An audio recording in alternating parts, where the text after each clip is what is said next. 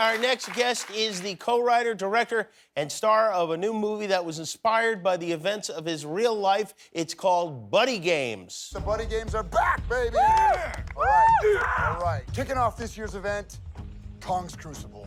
It's a giant obstacle course, complete with corn dogs, bubble balls, watermelons, electric eels. Hey, hold on. What's that? Don't ask. Buddy Games is in theaters and at home now, too. Please welcome Josh Duhamel.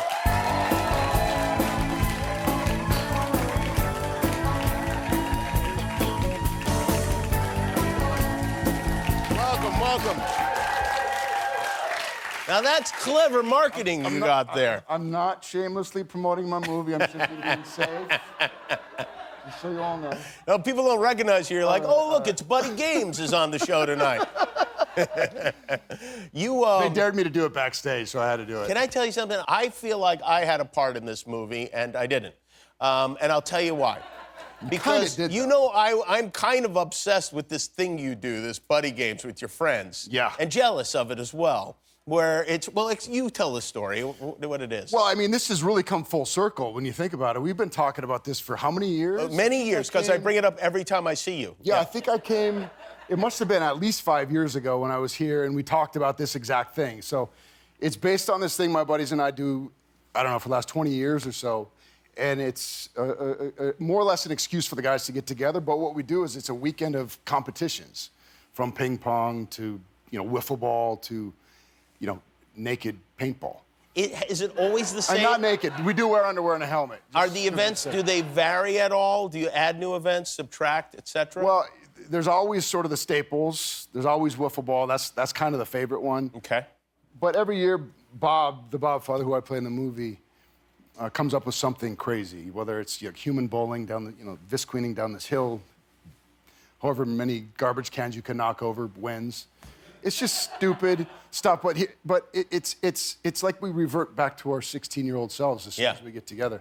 Yeah. And it's, I think it's okay to keep that kid alive. It's great to keep that kid, and of course you guys get drunk during the whole thing as well. Well, of course we do. Yeah, of course. It wouldn't be any fun if we didn't. And your real friends, the friends who are portrayed by the actors in the movie, which is a very funny group of guys, the actors you have in the movie, they're also in the movie, right? The real guys? Yeah, the real guys. Well, they showed up. I see. They were going to make sure to come and at least see some of the production. So they show up, and of course they've all had a few by the time they get there. So I put them in. There's a scene in the movie where we're in a bar, and the competition is you got to down this thing of laxative, and then you got to get a girl to buy you a drink, and then you got to take her out on the dance floor, and then you got to get her to give you a kiss on the lips. Well, that took all night to shoot. She's got to buy you a drink, right? She's got to buy you a drink, right. Dance floor, give you a kiss on the lips, and if you don't let loose before, you win that competition. Right. It's highbrow stuff. I know. You know what? I just want to say that sounds ridiculous, and it is ridiculous. But you would do it, I bet. But it's also super funny, and yes, I definitely would do it. For $150,000, yeah, and also the pride of winning. Well, that's really what it's about. We don't actually play for money, but in this case, we kind of had to because, or for cinematic purposes, we wanted to raise the stakes. But also, the story is about a guy who didn't want one of the guys to come because he got hurt a couple years earlier because of that guy. Right. So I made up an excuse that we're going to play for money. Well, he thought I was serious, and he went out and did some heinous stuff. Yeah, and by got hurt, you mean what exactly? So... This is going to be another one of those things that doesn't sound as good when you explain it. When I start explaining this stuff, it sounds like we're just complete idiots. I guess we kind of are. Yeah. But, like I said, it's loosely based on my group of friends. We don't do the pina colada thing. We don't eat the corn dogs. There's no Komodo dragons. But one of the guys, and I can't say which because he would literally probably murder me in my sleep, is that he likes to people, or not, he likes to... Everyone knows what that means. Can I say that? Yeah, you can say it, and we all have that friend. When somebody's passed out, that's what he used to be known for. That's where the idea came, and one of the guys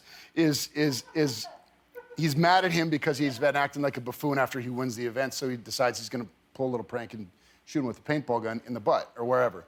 But he misses and hits him in his testicular region. Right. And in his caught, and the repercussions of that are that he ended up having to have one of them removed, and then the other one gets infected a couple weeks later, and that one had to be removed. Yeah, right, yeah. And so his life has been a downward spiral ever since. So the idea is we, you know, as good friends do, we pull him back up. No man left behind, right? I don't know if he's even technically a man anymore, really. That's true. I mean, I think, yeah, he's a eunuch now is what he is. Yeah. So, yeah, well, that's good. And you can't name that guy who lived your life? No. What does he do for a living? I can't even remember. It doesn't matter. Wow, yeah, he must have got you pretty good, I guess, huh? No, I never.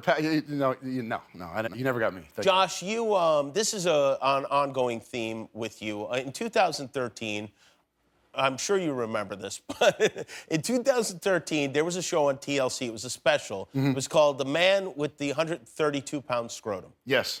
What a perfect segue. Yes.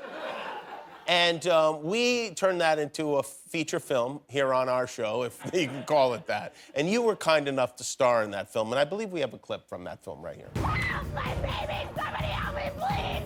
Help my baby! Help! Baby! I'm Please, somebody help me! Please help me! Throw me the baby, I'll catch it!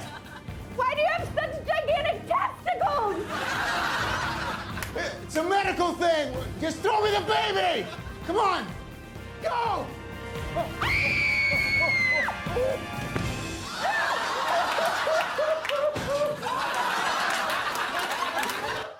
Josh Duhamel, to honor your talent, your courage, and your commitment to testicles in film, Guillermo, give Josh, this is the first ever Jimmy Kimmel Live Lifetime Achievement Award. How do you know, my man? This You're is the only recipient. This is truly an honor. Thank you. It doesn't take a genius to see what that represents, but please cherish that and put it in your home. Well, this is truly an honor, Jimmy. I appreciate this.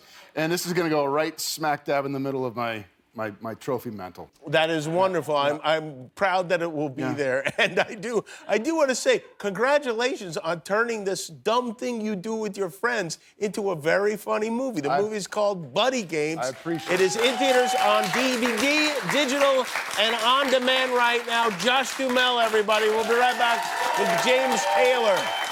If you like that video, click subscribe, and we'll be together until one of us dies.